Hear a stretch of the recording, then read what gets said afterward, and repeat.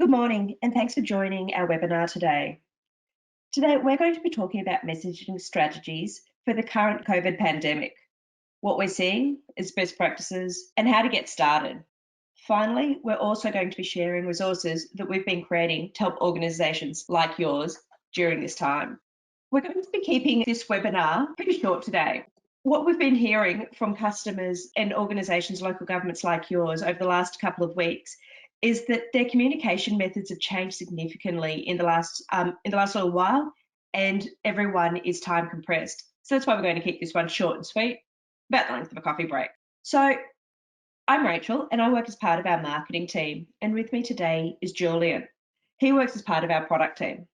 Together, and as part of a wider group of us, we're part of Message Media's response team, and we're helping customers at this time to get the right message into customers' hands fast, because what we're hearing is that is of most vital importance, both from an accuracy, a confirmation point of view, and putting constituents and communities' minds at ease. So Message Media are specialists in messaging, and in fact, we're specialists in emergency and local government and government messaging. And it's really no surprise, because when the communication needs to be sent and you need to know that it's going to be read, making sure it's received on the device that barely leaves our hands is the best way to do it. We know that more than 98% of text messages are read, and over 90% are read within 90 seconds.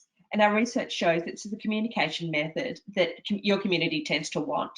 As a little bit of more explanation of who and what we have been doing over the years, we work with many state health departments around the country.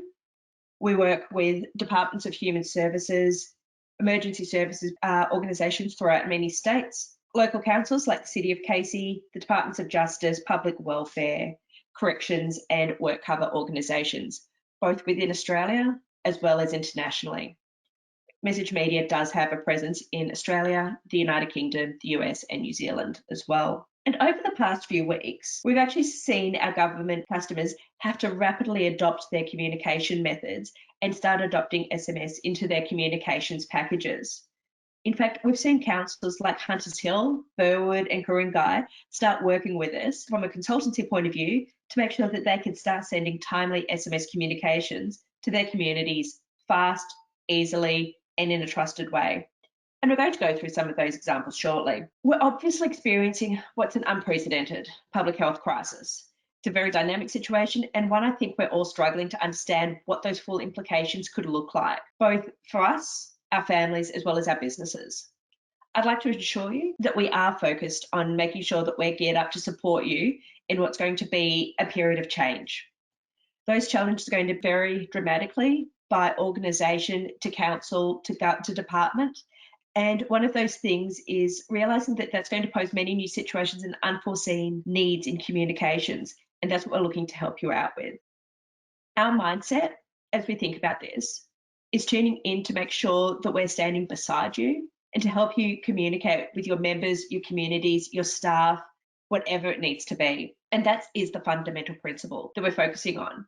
We're really fortunate as a global software business that provided in the cloud that we're exceptionally well set up to support you remotely, and we can continue to do that for you with confidence, supporting you and your teams with access to resources, material, and most importantly, the experts that are really well versed in helping people like you to get the things you need done quickly.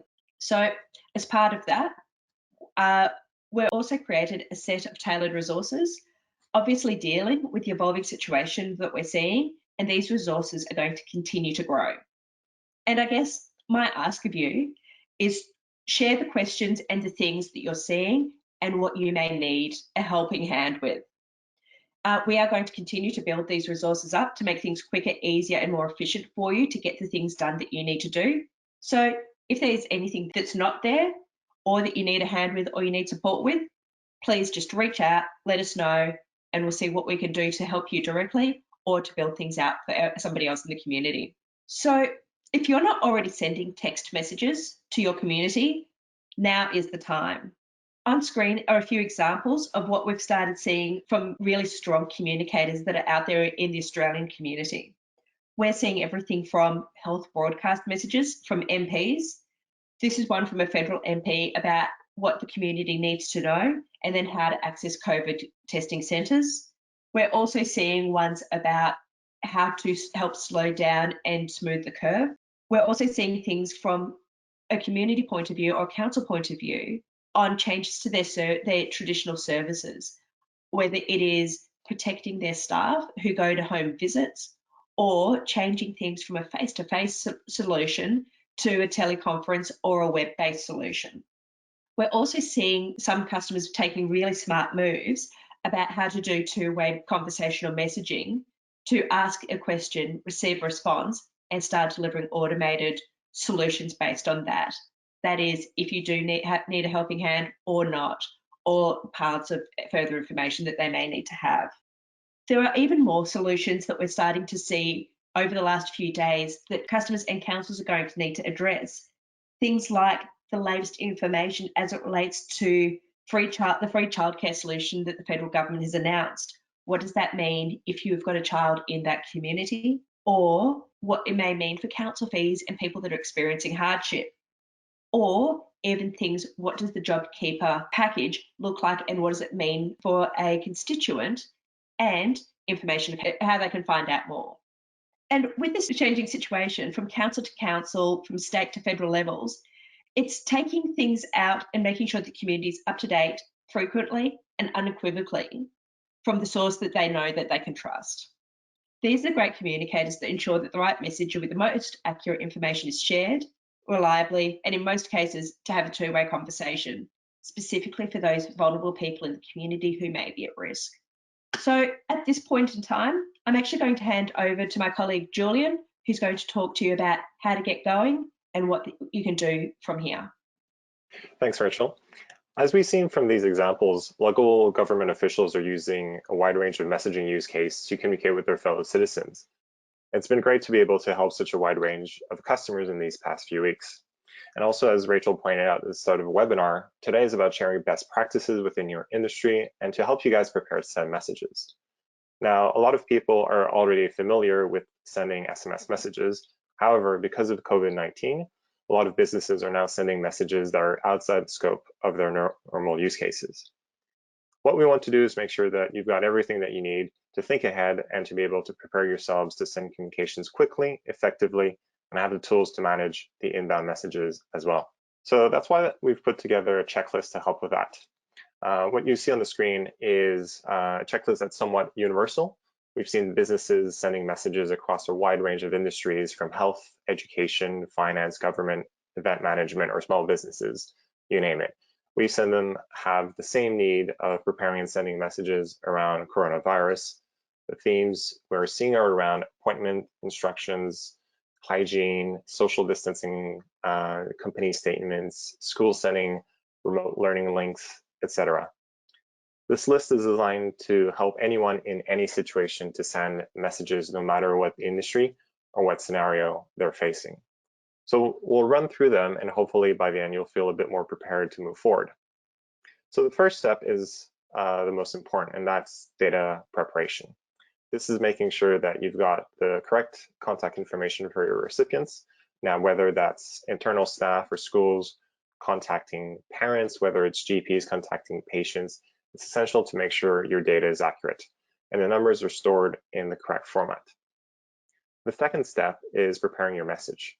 That's where you can have the highest impact by making sure the message is personalized, recipients know who the sender is, and recipients can engage with the content by replying or following a link. You might want to turn on additional features such as picture messages or trackable links. It's also a good opportunity to look at templates to keep the message consistent across sends, and also to refer to local legislation around opt-out requirements. The third step is about making sure everything is in place to allow for large sends.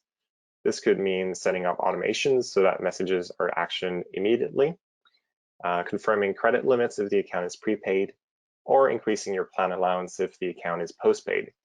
As a precaution, we also advise our customers to create a seed list of test numbers. This way, before the big broadcast goes out, you can test that everything is working as planned. Finally, we're ready to send. There's a couple of additional features that can be beneficial to your broadcast. For example, let's say you're sending a request for information and you expect a lot of inbound messages. Staggering your send over a couple of hours can give you and your team the time to respond to the inbound messages. For broadcasts that cover multiple time zones, you can also schedule different sends so that each recipient receives the message at the best possible time.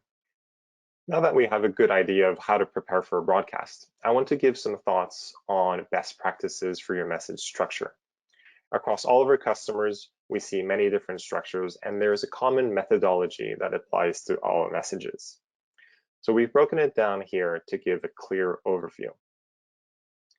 We start with the first line, "Hi, John." That indicates the sender knows who the recipient is. Even though this is a very personal greeting, it helps separate your message from others. We know it's not always possible to be personal, but if you can, be personal. Then onto the actual message content.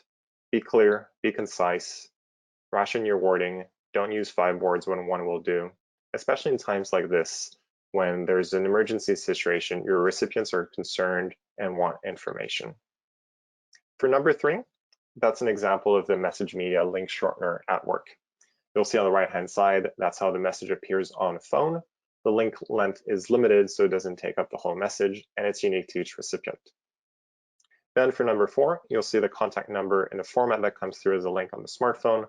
When sending contact information, make sure that you're providing it in a format that can be tapped and dialed from the message.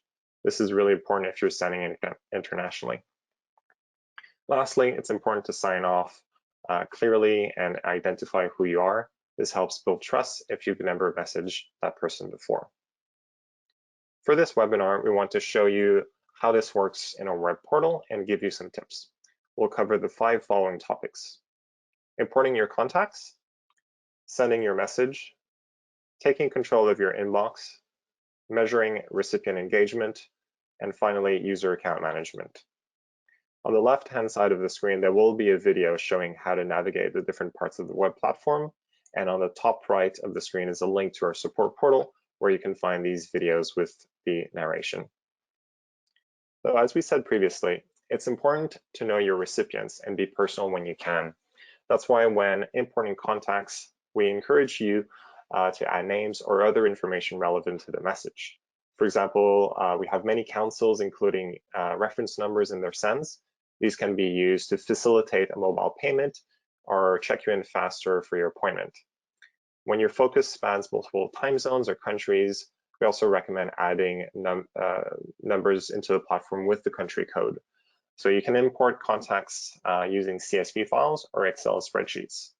Each column in your contact database can then be mapped to the specific contact fields.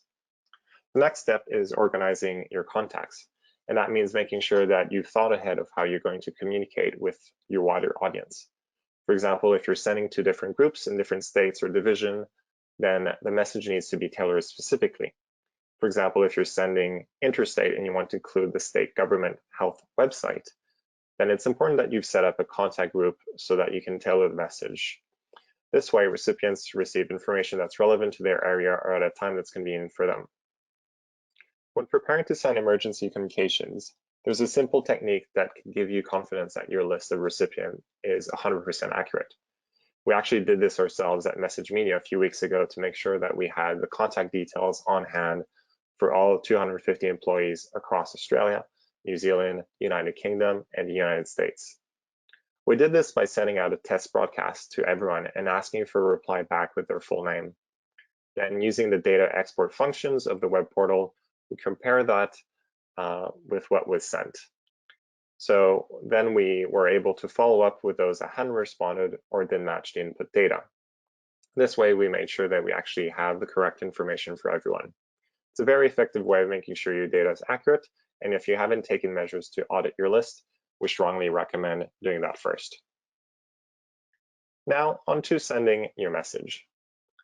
There are several ways to do this in the web product. The most common way is to break the process down in 3 steps. 1, prepare your content in advance. 2, test by sending to a seed list. And 3, scheduling the send. A great way to prepare your content is to use templates. They also help keep consistency across multiple sends. You can also add personalization fields in each template so that if you've uploaded, let's say, a first name, then that information will get merged in your message content when you're sending. You can also set up a default template, which you can use as a signature block. That way you don't have to worry about always writing your signature in your message. Do keep in mind the needs of your different contact groups or segments and prepare different message content as needed. Make sure that you use the right language too, as regional differences can sometimes have a big impact. For example, one of our customers sends the same content in either French or English, depending on who the recipient is. If you use links in your message, make sure they're not too long as to distract from the rest of your content. Our gateway has a built-in optional link shortener if you'd like to use that. We'll see later how it can be useful to measure recipient engagement. Before the big send, set up several test numbers as your seed list. This can include your own personal mobile and some of your colleagues. Sending a test message can protect you from mistakes. This way you can validate that your message content is coming through accurately on the phone. And if you include a telephone number or an email address, you want to make sure that those can be clicked easily. If you've set up any automations, you can verify that the end-to-end flow is working correctly too.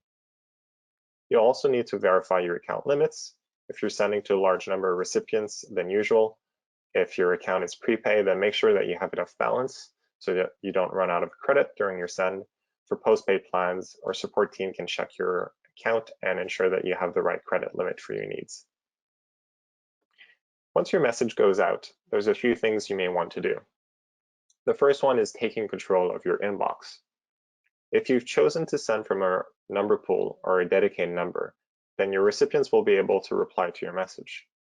You'll commonly see a message such as reply stop to opt out. That's an example of a two-way communication. Now, more and more organizations are using business messaging for two-way communication with their customers, members, staff, and citizens. That's because SMS is universal. All smartphones support it, regardless of the brand, operating system, version, or even carrier. We see companies using the inbox to take sales order, distribute and confirm rosters, confirm appointments, and even receive photos of damaged items. This inbox is a truly flexible tool, and we have the ability to close off conversation. So this way you can have multiple users interacting in the same account. It can also become like a service help desk. It's good to note that if you expect a response and you're sending to a large number of people, then you probably want to stagger your send over a couple of hours so that you don't receive a flood of messages all at once. In the new message page, you can specify over how many hours you want your broadcast to send. Increasingly, our customers are interested in how their broadcast performed. The first focus they want to know is how many recipients receive the message. That's easy to do by navigating to the broadcast report and looking at how many messages were delivered. Once a message is sent, most carriers will send us a reply when the SMS is delivered on the handset. In our world, that's called a delivery receipt. We also get different statuses from the carriers if the number has been disconnected or is not in range. For example, if your recipients have changed SIM cards, then that kind of status can appear. Now, this doesn't necessarily mean the message was read or engaged with. That's why we've developed short trackable links as a way to measure each recipient's interaction with the content. By creating a unique link to each recipient, our system can give you an overview of who in your recipient list is most engaged. Our reporting system is flexible too. You can filter by different broadcasts, look at different tabs, export a CSV report to your email, and so on. Some large customers have even set up automations with us to retry messages if the first one was not delivered, and then send the same content to the recipient's email afterwards. Multi-channel messaging is a very effective way to get your message across. One last focus area for today is user account management. We know that organizations can be structured in all sorts of ways, and when you have important communications that need to be sent out, then it's critical that your team is prepared. For small organizations, we often see these customers setting up a flat structure, where there's a single account and many users. That works well for a large majority of customers. Then we see organizations that are a bit larger that would set up several sub-accounts for each department or division. Each sub-account would have a set of users configured too. This allows message templates and reports to be shared with just the right people. Another structure that we see in the healthcare space is one account per user. This allows you to maintain message confidentiality across the people in your team. You can also maintain the same style of communications by sharing templates from the parent account to each sub-account. Have a set of plan templates for different scenarios. Think of your colleagues. Who needs to have access to the platform? Who needs to be a user? And who needs to be an administrator? In this webinar, we won't have time to cover all of the finer points of the platform. So if you're unsure of how to structure your account, we invite you to reach out to one of our support staff and we'll be happy to help. We put together a COVID-19 specific resource hub, which is available on our website. The support site is support.messagemedia.com. And when you're there, you'll see quite clearly there's a COVID-19 category. In there, you'll see an expanded version of this checklist and additional tips, which includes links to additional support documents and show you the various features and functions. We also have all of our contact numbers and email if you need. There's also a text and support number as well. So if you text the word support to 0463 278 682 in Australia, or +1 844 442 5682 in North America, then you'll receive a response that gives you 4 options. Responding against either of those options will result in additional information being sent to you. It's also a good example of how automations work. So we recommend that you give this a shot and see what we have to offer. That's a summary of our best practices and web portal tips. Not necessarily for emergency communications, it applies to a wide range of scenarios.